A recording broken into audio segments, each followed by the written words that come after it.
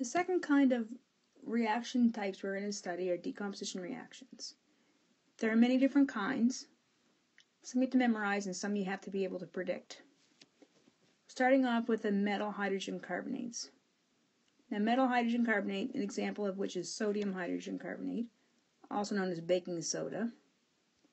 Sodium hydrogen carbonate. So it's a ternary ionic compound. It's a solid. When that breaks down in the presence of heat, say when you're baking a cake, what you will get is what you will get predictably every time. You're going to get the same metal with the plain carbonate,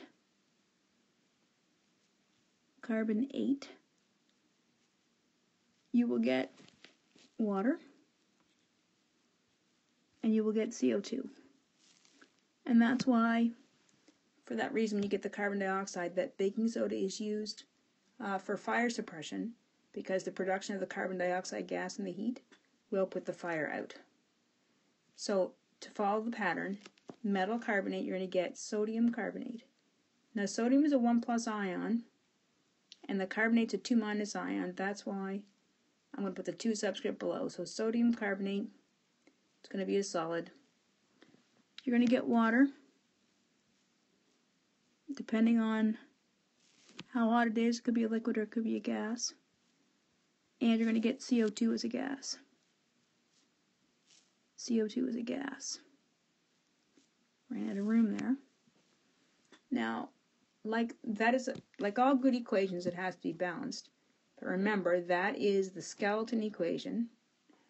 And what needs to happen here, if you scan your reaction, the first and most obvious thing I can see here is the sodium has a 2 subscript on the right-hand side. So if I go back to the left and I put a 2 in front of the sodium hydrogen carbonate, that gives me 2 sodiums. It gives me 2 hydrogens. It gives me 2 carbons. There's a carbon here and a carbon here, and that completely balances the equation. So it would be expected that you would know from memory the breakdown of any kind of hydrogen carbonate, be it with sodium or potassium or whatever metal that you happen to have. It's going to give you the same products every time. That metal with its carbonate, water, and carbon dioxide. And then once you have the skeleton built, of course you can balance the equation with your skills for balancing. That metal carbonate compound, say we take this time calcium carbonate, CaCO3. If that compound is going to break down or decompose, remember that the hints for a decomposition reaction is we have one reactant only and it breaks down to give. So assuming we're going to have some heat, metal carbonates always break down to give you the same things. They give you that same metal as an oxide, and you're going to get carbon dioxide. So once you know that pattern, you are expected to be able to predict the products for any carbonate compound. So the metal of this is obviously calcium. So calcium's a 2+, oxide's a 2-. They are balanced, no need to crisscross the charges down to subscripts. And the other product is carbon dioxide. CO2 is a gas. It just so happens that that skeleton equation is also balanced. So note to self, perhaps study sheet material, the breakdown of a metal carbonate, give you that same metal and its oxide together with carbon dioxide gas. The breakdown of a metal hydrogen carbonate, like baking soda hydrogen carbonate with the sodium, will give you the metal of that carbonate, water, and carbon dioxide gas. So if you have a fire in your kitchen, it's perfectly acceptable for you to reach for the baking soda to put it out. And those are 2 special cases. Now moving on to a breakdown of a compound containing oxygen, like for example zinc oxide. Now zinc oxide, if you recall back to what we learned before, is a simple binary ionic compound. It contains zinc and oxygen only. It's an ionic compound, so it's a solid. If that compound was to decompose, more than likely in the presence of heat, then I would expect you to be able to predict the products. You have a single metal, you have a single nonmetal. So the metal is going to lose its ionic charge, 2+, it's going to gain some electrons back, and it's going to become zinc metal. Zn is a solid. And the oxygen in the compound, with its 2 negative charge, is going to lose some electrons. It's going to come back and be in its diatomic state, O2 gas. So the metal in its normal state, the nonmetal of oxygen in its normal state. This equation is not balanced, but it is easily balanced by looking after the oxygens. You need to put a 2 in front of the reactant and a 2 in front of the zinc, and that will balance the whole reaction. So the breakdown of a simple binary ionic compound containing oxygen is straightforward. The next example is not so much straightforward. So I'm going to write down the chemical formula for manganese 2 sulfate. So manganese is Mn2+, sulfate is SO4 2-. Those charges are balanced, so there's no need for subscripts. It's a solid because it's an ionic compound. Decomposes with heat. I'll show that with the triangle over the arrow. When this compound decomposes, because it is a ternary ionic compound, the products are not predictable. Therefore, you are going to have to actually do a reaction to figure out what it's going to be, or in other words, be told the products to be able to balance the equation. So you cannot guess. You have to be told that information. So what I would do probably in a situation like this on a quiz or a test, I would give you the products in words and expect you to convert that into a skeleton equation. So here's what we're going to get. We're going to get manganese 2 oxide, which is Mn2+ and an O2-. So MnO as a solid. And you're going to get sulfur trioxide gas, which is a molecular compound. Prefix system tri tells you 3 oxygens.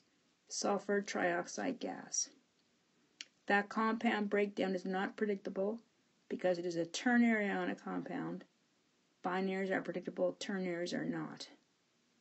That is a skeleton equation, and your job would be to balance it. However, it happens to already be balanced.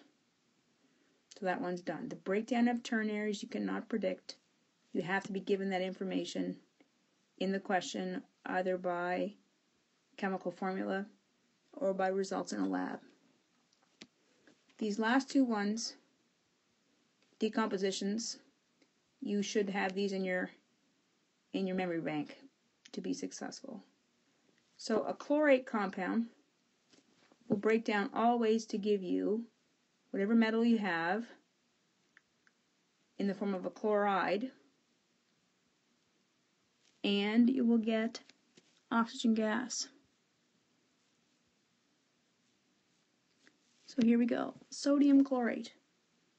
Using your polyatomic ion sheet, as a reminder, chlorate is a ClO3 with a 1- charge. Sodium's a 1+, so it is stable and balanced.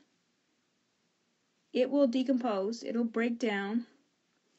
It's often used in explosives, as a matter of fact, to give you the metal chloride. So the metal chloride will be the sodium with its predictable 1+ charge, the chloride with its 1- charge, so that's balanced, and you're going to get oxygen gas. And that actually is quite exothermic, produces a lot of heat. This equation is not balanced now. The skeleton needs to be dealt with. I'd like you to notice that the only thing that's not balanced is the oxygen, and there are 3 on the left and 2 on the right. A good strategy in this case is to make them the same by picking the lowest common denominator. I would choose to put a 3 in front of the oxygen molecule to give me 6, and I would put a 2 in front of the ionic compound to start. That would give me 6 oxygens, and then I would have to put a 2 in front of the NaCl to balance the sodium and the chlorine atoms. This is a decomposition reaction. Again, as a reminder, decomposition is one reactant to start, breaking down to give 2 or more products. And how it breaks down will depend on how it behaves in the real world. Chlorate compounds break down the same way every time. I'd like you to think ahead a little bit to potential challenging questions.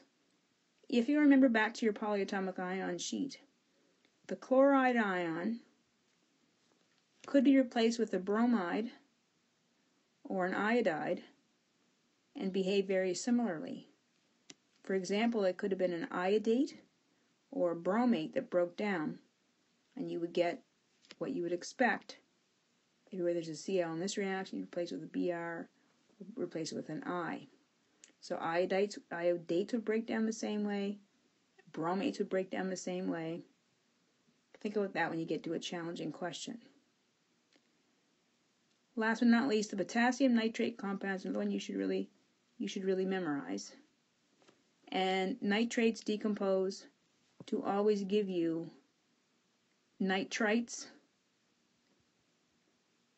and oxygen gas. So as our example, potassium nitrate, potassium's a 1 plus, nitrate's a 1 minus. So you balance those, KNO3. And when it reacts, you're going to get that same metal, potassium with a nitrite version. So NO2 this time, 1 plus, 1 minus, so it's going to stay balanced. And oxygen gas. And there's the skeleton for the breakdown or decomposition of potassium nitrate. To balance this reaction, you will see that the K's and the N's are fine, but the oxygens are not.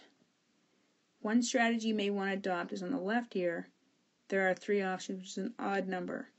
On the right, you've got 2 here and you've got 2 here, which is an even number. I would suggest that you make the odd number even by putting a coefficient in the front that will do so. If I put a 2 in front of the KNO3, that would give me 6 oxygens. It also give me 2 K's and 2 N's. So I go to the right hand side and put a 2 in front of that. I'll get 2 K's and 2 N's.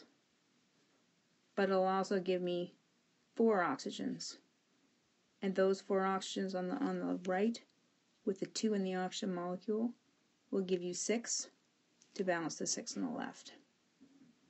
So in summary, the breakdown of certain ions are not always predictable. Therefore, the hydrogen carbonates, the carbonates, the chlorates, and the nitrates would be something I would recommend you put in your study sheet, because they should be memorized. The breakdown of simple binary ionic compounds you would be able to do, like the zinc oxide example, where you have a metal and a nonmetal, pretty straightforward. But the breakdown of the ternary ionic compounds, remember, I have to give you the products, or at least a hint what they would be. You wouldn't be able to guess.